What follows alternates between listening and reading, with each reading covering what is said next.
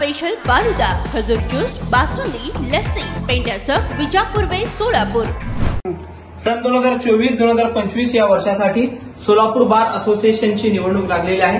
दरम्यान या निवडणुकीपूर्वी जे ज्युनियर वकील आहेत किंवा सोलापूर बारमध्ये काम करणारे अनुभवी वकील आहेत त्यांच्या काय अपेक्षा आहेत याचा आढावा लोकप्रधान न्यूज चॅनलने घेतलेला आहे।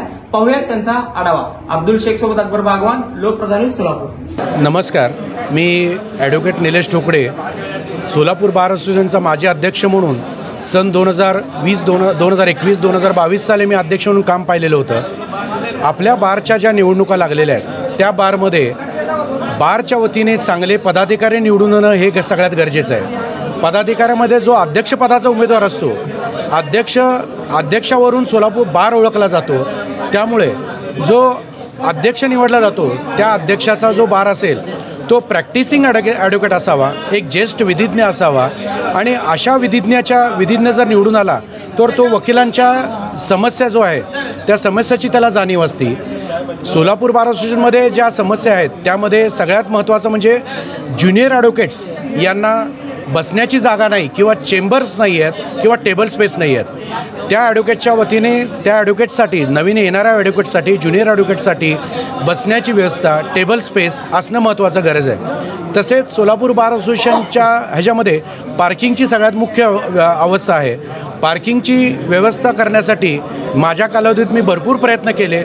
आता तर नवीन याच्याप्रमाणे नवीन इमारतीचे बांधकाम चालू होणार आहे, त्यावेळेस पक्षकाराकरता, वकिलांकरता पार्किंगची समस्या सगळ्यात भेडसावणार आहे। त्यासाठी ती पार्किंगची व्यवस्था करणं, वकिलांची स्टायपेंड, नवीन ज्युनियर वकिलांसाठी स्टायपेंडची व्यवस्था करणे, वकिलांकरता स्टेबल स्पेस निर्माण करणे, वकिलांच्या अडीअडचणी समजून घेणारा अध्यक्ष आणि पदाधिकारी असावेत, ही माझी सगळ्यात महत्त्वाची अपेक्षा आहे। बारच्या ज्या इलेक्शन चालू आहेत ह्याच्यामध्ये एकच प्रत्येकांकडनं अपेक्षा आहे की सोलापूर बार असोसिएशनचा नावलौकिक हा वकिलांनी वाढवला गेला पाहिजे। सर्वप्रथम ही प्राथमिक अपेक्षा आहे। जो आज प्रतिष्ठेचा प्रश्न निर्माण होतो आहे आणि कुठल्याही गोष्टीची दखल ही वकील म्हणून ज्यावेळेस तातडीने घेणं अपेक्षित आहे ती घेणं सगळ्यात महत्त्वाची आहे।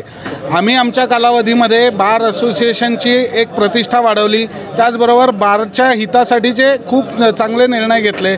आमच्या कालावधीमध्ये आम्ही आता जी 9 मजली बिल्डिंग होणार आहे त्या बिल्डिंगसाठी आम्ही खूप पाठपुरावा केला आणि त्याचं आज ते प्रत्यक्षात 1 तारखेला त्याचं भूमिपूजन होत आहे आणि ती बिल्डिंग उभारल्यानंतर मॅक्झिमम समस्या या वकिलांच्या मिटणार आहेत। फक्त आता जे बांधकामाचं काम चालू होणार आहे ते तात्काळ त्याचा पाठपुरावा करत जो काही कॉन्ट्रॅक्टर आहे त्याला दिलेल्या वेळेमध्ये चांगल्या पद्धतीचं उत्कृष्ट दर्जाचं काम त्याच्याकडनं करून घेणं, त्याच्यावर सुपरविजन करणं ही अपेक्षा आहे। त्याचबरोबर बार आणि बेंचमधलं रिलेशन हे चांगलं करणं अपेक्षित आहे। पक्षकारांच्या बाबतीमध्ये सुद्धा पक्षकार हा केंद्रबिंदू मानून सगळ्यांनी बारच्या पदाधिकाऱ्यांनी त्याबाबत योग्य त्या उपाययोजना करणं, ह्या सगळ्या अशा अपेक्षित गोष्टी आहेत। या नवीन पदाधिकाऱ्यांकडून होणे अपेक्षित आहे आणि या तिन्ही जे काही पॅनल झालेले आहेत त्या तिन्ही पॅनलला मी माझ्या वतीने खूप खूप शुभेच्छा देतो। पार्किंगचा खूप मोठा प्रश्न आहे, कारण गेले प्रत्येक पॅनल सांगते की आम्ही पार्किंग नाही, आता पार्किंगचा विषय हा हार्डली एक 2 वर्षात संपेल, कारण नवीन बिल्डिंग झाल्यानंतर त्याच्यामध्ये 2 मजले पार्किंग होणार आहेत। एक ग्राउंड फ्लोअरला एक पार्किंगचा ज्याच्यामध्ये 200 जवळपास 4 व्हीलर आहेत आणि 600 2 व्हीलर पार्किंगची व्यवस्था आहे। म्हणजे जवळपास हा पुढील 10 वर्षाचा प्लॅन करून ह्याची सोय केली गेलेली आहे। त्यामुळे आता काही कालावधीसाठी हे पार्किंगची समस्या राहणार आहे। तर बारच्या निवडणुका लागलेल्या आहेत, एक सिनियर वकील म्हणून काय अपेक्षा आहे, म्हणजे असोसिएशनकडून काय इथनं अजून सुधारणा व्हायला पाहिजे? बरोबर। नमस्कार, मी ॲडव्होकेट अरविंद अंदोरे, एक सिनियर वकील म्हणून मला असं वाटतं की बारमध्ये आत्तापर्यंत बऱ्याचशा सुखसोयी झालेल्याच आहेत, सुविधा वकिलांसाठी झालेल्या आहेत, आणखी काही बऱ्याचशा राहिलेल्या आहेत, त्या तर सुविधा झाल्या पाहिजेतच वकिलांसाठी, पण वकिलांच्या बारतर्फे पक्षकारांसाठी देखील बसण्याची सोय म्हणा किंवा अन्य पक्षकारांसाठी ज्या सुविधा करायला पाहिजेत त्या देखील झाल्या पाहिजेत असं माझं म्हणणं आहे। आणि याशिवाय वकिलांना संरक्षण कायदा किंवा ॲडव्होकेट प्रोटेक्शन ॲक्ट हा कसा लागू करता येईल संपूर्ण महाराष्ट्रात, त्यासाठी देखील बार असोसिएशनतर्फे पदाधिकाऱ्यांनी प्रयत्न केले पाहिजेत.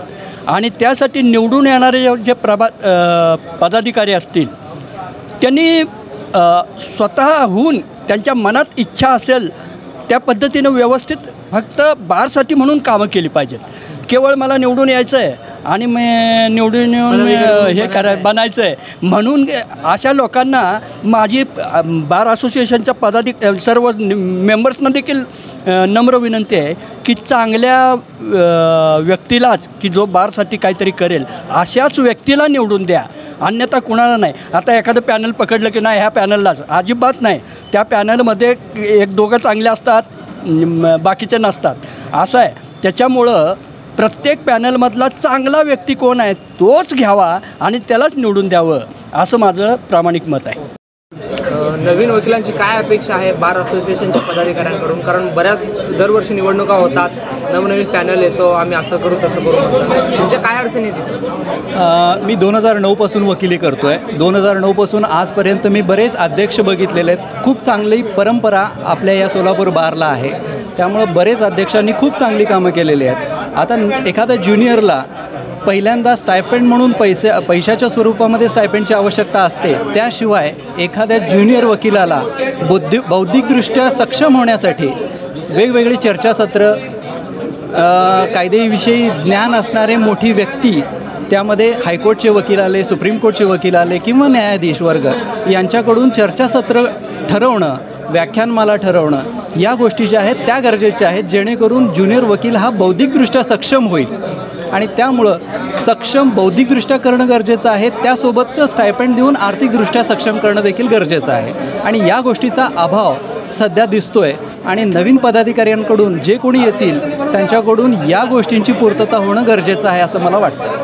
निवडणुका लागलेल्या आहेत, एक वकील म्हणून काय अपेक्षा असते, काय काम व्हायला पाहिजे? सध्या अनेक वकिलांनी अशा अपेक्षा व्यक्त केलेल्या आहेत की बारच्या पदाधिकाऱ्यांमार्फत पार्किंगच्या व्यवस्थेचं नियोजन व्हावं, बैठक व्यवस्थेचं नियोजन व्हावं, त्याचप्रमाणे ज्युनियर वकिलांना स्टायपेंडची व्यवस्था करण्यासाठी पाठपुरावा करण्यात यावा.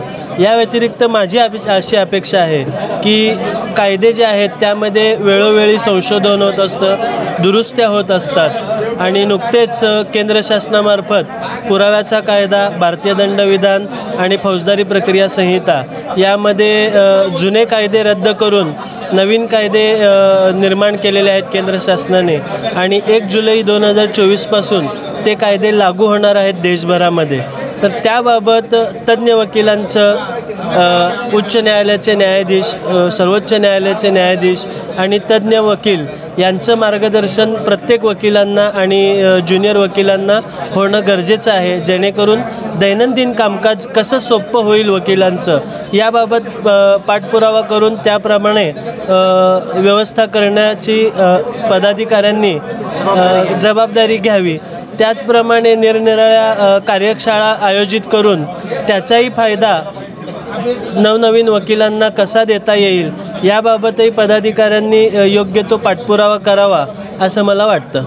मी ॲडव्होकेट रविराज सरवदे, सोलापूर बार असोसिएशनची सध्या निवडणूक चालू आहे. तर माझं सर्व उमेदवारांकडून एक अपेक्षा आहे की आपण निवडून आल्यानंतर वकिलांच्या ज्या मूलभूत सुविधा आहेत, म्हणजे पार्किंग असेल किंवा वकिलांना बसण्याची जागा असेल, स्वच्छ पाणी, स्वच्छता, सर्वीकडे स्वच्छता, तसेच वकिलांच्या क्षेत्रामध्ये येणाऱ्या अडचणी म्हणजे क्रिमिनल वकिलांना जे काही पोलीस स्टेशनमार्फत जी काही अडचण असेल ते सोडवण्याकरता तत्पर राहणे, तसेच सिव्हिलमधल्या काही कोर्टामधल्या काही अडचणी असतील तर ते सोडवण्यासाठी त्यांनी प्राधान्य तिकडे दिलं पाहिजे. हीच एक अपेक्षा आहे, जेणेकरून वकिलांनी निवडून आल्यानंतर ते तत्परतेने सोडवण्याकरता पाठपुरावा केला पाहिजे. निवडणुका होत आहेत, वकिलांना काय अपेक्षा असते त्यांच्याकडून, काय व्हायला पाहिजे आपल्या कोर्ट आवारामध्ये, काय सुविधा मिळाल्या पाहिजे? सर्वप्रथम सर्वांना नमस्कार.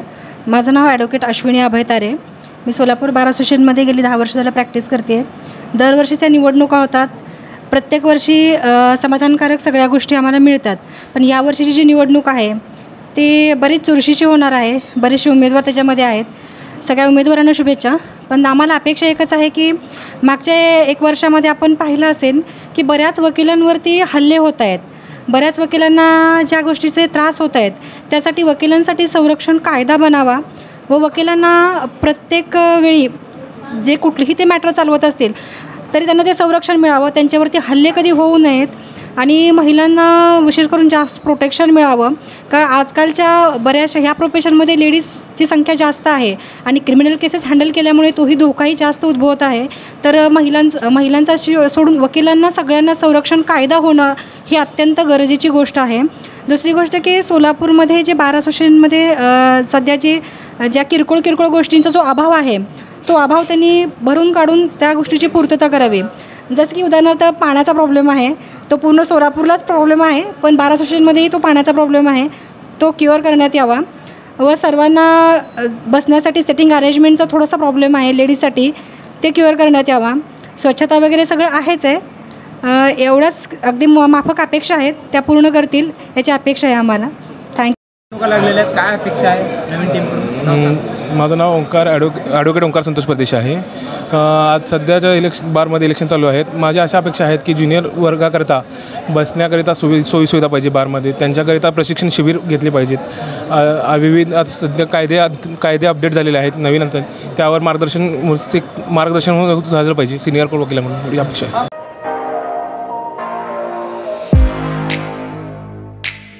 खास सोलापूरकरांसाठी विजापूर वेस परिसरात अफसान फालुदा अँड मस्तानी.